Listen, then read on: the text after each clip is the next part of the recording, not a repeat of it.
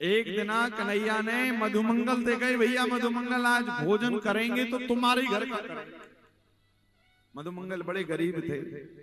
मधुमंगल ने कही कन्हैया हम कहाँ बताएं, तुमने अब भोजन मांग लियो। सो मधुमंगल कुछ लेकर नहीं आता था, किंतु जिस दिन मधुमंगल से मांगा कन्हैया ने तो मधुमंगल दौड़कर उतनी दोपहर में घर गए और मैया से कह रहे मैया तो को पतो है आज सबरे ब्रजवासिन के बीच में कन्हैया ने हमते कही कि मधुमंगल भोजन करोगे तो तुम्हारे घर को करोगे। मैया यदि कछु पड़ो हो तो लाओ जल्दी हम कन्हैया को दे। मैया गई अंदर रसोई में, देखी कुछ था नहीं, एक मटकी में बासी तिवासी कढ़ी पड़ी हुई। मैया लाई, कह रही भैया मधुमंगल हम ठहरे गरीब ब्रजवासी, भैया कन्हैया यही कड़ी है, यदि तुम्हें लगे तो दे आओ अपने लाला को। मधुमंगल ने विचार किया यदि मना कर दूंगा तो मैया नाराज हो जाएगी। मैया कहेगी बताओ मेरा पदार्थ नहीं लेकर गया और यदि ले जाऊंगा कड़ी और कन्हैया खाएगा तो कन्हैया कहीं बीमार पड़ गया तो मैया कन्हैया की मैया उसको बाहर नहीं भेजेगी। बड़ा धर्म संकट। मधुमंगल ने कहा क्या किया जाए। मधुमंगल ने मैया से तो कड़ी ले ली, कहा मैया दे मैं कन्हैया, और ले गए कन्हैया के पास। मन में विचार कर रहे हैं कि नहीं ये कड़ी कन्हैया को नहीं खिलाऊंगा, यदि लाला बीमार हो गए तो फिर हम उन्हें देख नहीं पाएंगे। तो एक वृक्ष की ओट में खड़े होकर मधुमंगल जल्दी जल्दी कढ़ी पी रहे खुद ही। अब दूर बैठे कन्हैया देख रहे, श्री राम ने कहा भैया देखो मधुमंगल बड़े चटोरा है, लाए तुम्हारे लिए और खा खुद ही रहे। सुश्री कन्हैया ने कही कहा करें, श्री राम ने कही जाओ वाके पास में ही जाके खाओ वरना ऐसे नहीं देगा मधुमंगल। ठाकुर जी दौड़ लगा दिए, कहा जहां मधुमंगल कड़ी पी रहा था, इसी कारण पी रहा था कि तिवासी बासी तिवासी है कन्हैया ना खा ले, किंतु कन्हैया दौड़ लगा कर गए। और जब दौड़ लगा कर गए तो मधुमंगल ने देखा कन्हैया हमारे पास आ रहा तो जल्दी जल्दी खाने लगे। अब जल्दी जल्दी खाए तो कुछ कड़ी यहाँ गिरी कुछ यहाँ गिरी, तो ठाकुर जी गए पहले तो मधुमंगल के शरीर की कड़ी चाटने लगे, और जब थोड़ी सी कड़ी मुख में बची थी ना तो भगवान ने अपना मुंह मधुमंगल के मुंह में रखा और मधुमंगल के सिर में एक झटका मारा तो मधुमंगल के मुख की कड़ी कन्हैया के मुख में आ गई। अब ये दृश्य को श्रीमान ब्रह्मा जी देख रहे थे ब्रह्मलोक से, तो चार सिर ब्रह्मा जी के चारों तरफ घूम गए, कह रहे हैं कि ये भगवान, अरे जो भगवान हवन के धुएं का भोजन करता है आज वो मधुमंगल के मुख की जूठी कड़ी खा रहा है, भगवान नहीं हो सकता।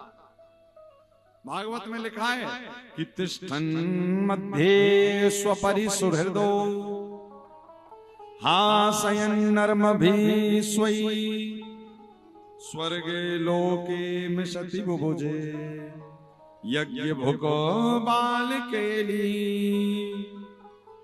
जो कन्हैया यज्ञ की आहुतियों का धुआं ग्रहण करता है आज वो कन्हैया जूठी कड़ी खा रहा है। ये भगवान ब्रह्मा जी ने कहा भगवान भगवान नहीं है, साहब गड़बड़ चल रहा है। गए ब्रह्मा जी और कन्हैया के जितने बछड़े थे ना ग्वाल वाले थे, ब्रह्मा जी सबको चोरी करके ब्रह्मलोक ले आए और सोच रहे यदि ये सच्ची का भगवान होगा तो कोई लीला करेगा, वरना साधारण होगा तो रोता रहेगा।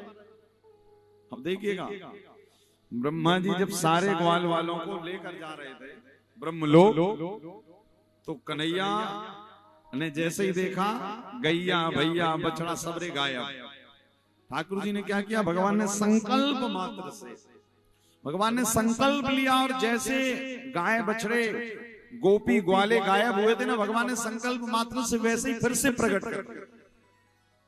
और जब ब्रह्मा जी गए ब्रह्मलोक में उनको ताले में बंद करके आए, और जब ब्रह्मलोक से देखे नीचे तो वैसे ही गैया और भैया जैसे ब्रह्मा जी चोरी करके गए। अब समझिएगा यहाँ भगवान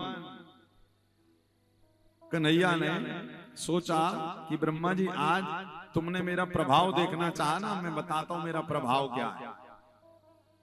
ठाकुर जी का प्रभाव कैसा है। ठाकुर जी का प्रभाव ऐसा है भैया कि भगवान चित्रकूट में बैठकर कुशा की धनुष बाण बनाकर जयंत को भी मारते हैं तो वो कुशा का धनुष बाण भी ब्रह्मास्त्र बन जाता है। आज ब्रह्मा जी वही प्रभाव देखना चाहते थे, भगवान ने प्रभाव दिखा दिया। क्या दिखाया, संकल्प मात्र से सृष्टि प्रकट कर दी और भगवान कृष्ण ने ब्रह्मा जी का खुद ने रूप बनाया और खुद जाकर ब्रह्मलोक की गद्दी पर बैठ गए। समझिएगा यहां पर कथा। ब्रह्मा जी जब बछड़ों को चोरी करके गए थे ना, और जब ताले में बंद कर रहे थे ब्रह्मलोक में, तो उतनी देर में भगवान कृष्ण स्वयं ब्रह्मा बने और ब्रह्मलोक के द्वारपालों से कहा, बोले सुनो, कन्हैया ने ब्रह्मा जी बनकर कहा, सुनो आजकल नकली ब्रह्मा बहुत घूम रहे हैं। अच्छा सरकार, हाँ बहुत बहरूपी घूम रहे हैं, हमारा रूप लेकर कोई भी दरवाजे पे आए और कहे हम ब्रह्मा है, बिल्कुल मत आने देना, तुम्हारे असली ब्रह्मा हम हैं, हम अंदर जाकर बैठ रहे हैं। हाँ बिल्कुल प्रभु बैठिए, कोई आएगा हम देखते हैं। अब कन्हैया जाकर स्वयं ब्रह्मा बनकर ब्रह्मलोक पर बैठकर जब असली वाले ब्रह्मा जी आए तो द्वारपालों ने कहा, कहां जा रहे हो? ब्रह्मा जी ने कहा, अच्छा पागल हो गए, हम तुम्हारे मालिक हैं, इस ब्रह्मलोक के मालिक। अच्छा बहुत देखे ऐसे बहरूपी, चलो भागो यहां से। ब्रह्मा जी ने कहा, पागल हो गए? बोले हमें सब पता, हमारे असली वाले मालिक अंदर बैठे हैं। ब्रह्मा जी कह रहे वो बहरूपी आए। तो द्वारपालों ने कहा, हर झूठा व्यक्ति दूसरे को झूठा कहता है, तुम सबसे बड़े झूठे और झूठे दिख भी रहे हो। ब्रह्मा जी ने कहा, इतने कॉन्फिडेंस से कह रहे, मतलब पक्का कोई ना कोई बात तो जरूर है। ब्रह्मा जी ने जब नेत्र बंद करके देखा कि कौन ब्रह्मा अंदर बैठा है, तब नेत्र बंद करके देखा तो साक्षात श्री बांके बिहारी लाल ही ब्रह्मा जी बनकर बैठे रहे। ब्रह्मा जी ने कहा, वाह प्रभु वाह। आज भगवान यहाँ पर जब भागवत में प्रश्न किया ना राजा परीक्षित ने, तो सुखदेव गुरुदेव कह रहे, राजन भगवान का ये व्रत है, भगवान का ये संकल्प, क्या जब कोई उनकी शरण में जाता है। तो राजा परीक्षित का यहाँ पर शरण में कौन गए? बोले सारे ब्रजवासियों के जीवन में जब कष्ट आया। क्या कष्ट आए? देखिए भगवान की शरण हम कैसे भी जाएं। पहली शरणागति होती है कि हम प्रसन्न मन से चले जाएं। दूसरी शरणागति होती है जब हमारे ऊपर कष्ट आए तब जाएं। तीसरी शरणागति होती डर के कारण जाएं। कोई भी एक स्वभाव भाव। तो यहाँ पर भी लिखा है जब ब्रजवासियों के ऊपर कष्ट आया। क्या कष्ट आया? तो इंद्र ने गणम सावर्तकम नाम मेघानाम चांतकारिणाम इंद्र प्रचोदयत क्रुद्धो वाक्यम चाहे शमान युत। अब देखिएगा, इंद्र ने सावर्तक मेघों को बुलाकर घनघोर बरसा। श्रीमद् भागवत में तो ये तक लिखा है कि हाथी की सूंड के बराबर पानी गिरा ऊपर से।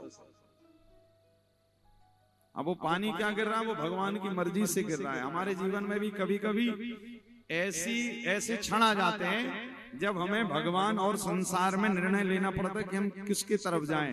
यदि भगत होगा तो ठाकुर जी का दामन पकड़ेगा, संसारी होगा तो कहेगा चलो एक काम करो, इन्हीं की बात मान लो। और भगवान कह रहे हैं सर्वधर्मान परित्यज्य मामेकं शरणं व्रजा अहम त्वां सर्व पापेभ्यो मोक्षयिष्यामि मा शुचा। भगवान कह रहे हैं अर्जुन सर्वधर्मान परित्यज्य, जो सब धर्मों को छोड़कर मेरी शरण में आता है, अहम त्वाम सर्व, मैं उसको सारे पापों से उसको मुक्त कर देता हूं। अहम त्वाम सर्व पापेभ्यो मोक्षयिष्यामि।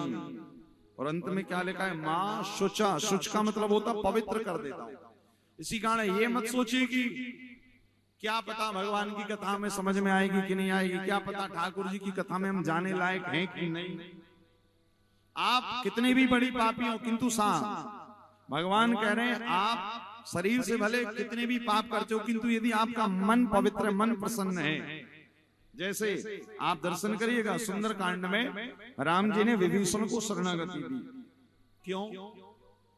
कुल खानदान तो विभीषण का ज्यादा बढ़िया है नहीं, रावण का भाई। सुग्रीव जी कह रहे प्रभु इसको भगाओ, गड़बड़ है। प्रभु कह रहे इसका कुल खानदान देखकर थोड़ी शरणागति देनी है। भगवान कह रहे मेरे को केवल एक स्वभाव प्रिय है भगत का। कौन सा? अरे निर्मल मन जना सो मोहि पावा, निर्मल मन जना सो मोहि पावा, निर्मल मन जना सो मोहि पावा, मोहि कपट छल छिद्र न भावा। मोहि कपट छल छिद्र न भावा। निर्मल मन जन सो मोहि पावा। निर्मल मन जन सो मोहि पावा। मोहि कपट छल छिद्र न भावा। मोहि कपट छल छिद्र न भावा। निर्मल मन जन सो मोहि पावा। निर्मल मन जन सो मोहि पावा। तो आप कहोगे महाराज वो निर्मल मन कहां से लेकर आए? मार्केट में तो मिलता नहीं। वो निर्मल मन केवल और केवल ठाकुर जी की कथा सुनने से ही प्राप्त होगा। जब यहाँ पे अंदर कथा जाएगी ना तो अहंकार मद मोह फैला जो भीतर उतारेगी सारा जहर धीरे धीरे। आज यही बात श्रीमद् भागवत में भी लिखी है। जब ब्रजवासियों पे कष्ट आया तो सारे ब्रजवासी ठाकुर जी की शरण में गए, और जब शरण में गए तो भगवान ने उनकी रक्षा के लिए अपने बाएं हाथ की कनिष्ठिका पर गोवर्धन धारण कर दिया। अब बाएं हाथ पे ही क्यों किया, या एक उंगली पर ही क्यों किया? क्योंकि भगवान ये केवल ब्रजवासियों को नहीं, हम सबको बताना चाह रहे हैं क्या, कि रे जीव एक बार तू मेरी शरण में आकर तो देख, फिर तुझे बचाना, तेरे प्राणों की रक्षा करना मेरे दाएं हाथ नहीं मेरे बाएं हाथ की सबसे छोटी उंगली का काम। एक बार तू आकर तो देख। अब हम जाते हैं नहीं, और यदि एक बार चले गए तो तवास्मीति चयाचते। अब देखिए ठाकुर जी गोवर्धन को धारण करके खड़े हैं। कितने दिन हो गए? 3 दिन 3 रात। मैया यशोदा को बड़ी दया आ गई। मैया कह रही अरे राम राम राम, बताओ 3 दिन 3 रात से मेरे लाला ने ना तो कुछ खाया ना पिया। मैया को दया आ गई तो मैया ठाकुर जी के चरणों की लगी मालिश करने। अब भगवान तो लेकर खड़े, तो मैया सोच रही जरा मालिश कर दी जाए, कहीं हमारे कन्हैया थक ना जाए। जब ऐसा भाव जागृत हुआ तो मैया ने ब्रजवासियों को डांट लगाई। क्या डांट लगाई? क्यों रे ब्रजवासियों, तुम्हें शर्म नहीं आती?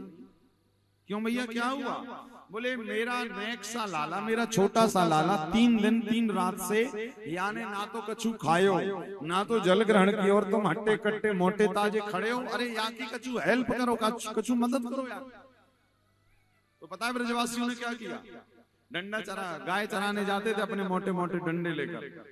सारे ब्रजवासी अपने अपने डंडे लेकर गोवर्धन पर्वत के चारों ओर खड़े हो गए, और कन्हैया से कह रहे लाला अब तो अपनी उंगली हटानी है तो हटाए ले, हमारे डंडा लग चुका। ठाकुर जी ने कही सच्ची हटा ले? हाँ। भगवान ने कही हटा लेंगे तो अभी सब गड़बड़ हो जाएगी। तो ठाकुर जी ने उंगली हटाई नहीं, लिखा है उंगली हटाने की एक्टिंग मात्र की। और जैसे उंगली हटाने की एक्टिंग की तो डंडे चटपट चटपट करके टूटने लगे। सारे ब्रजवासी फिर चिल्लाए लाला बचाए लो, पतो चल गई हमें। कहा पतो चल गई? बोले कमाल हमारे डंडों में नहीं कन्हैया, कमाल तो तुम्हारी उंगली में। जीवन में एक सूत्र याद रखिएगा भैया, मेहनत के कितने भी मोटे मोटे डंडे लगा लो, यदि ठाकुर जी की कृपा की उंगली नहीं है तो मेहनत के डंडे एक दिन टूट जाया।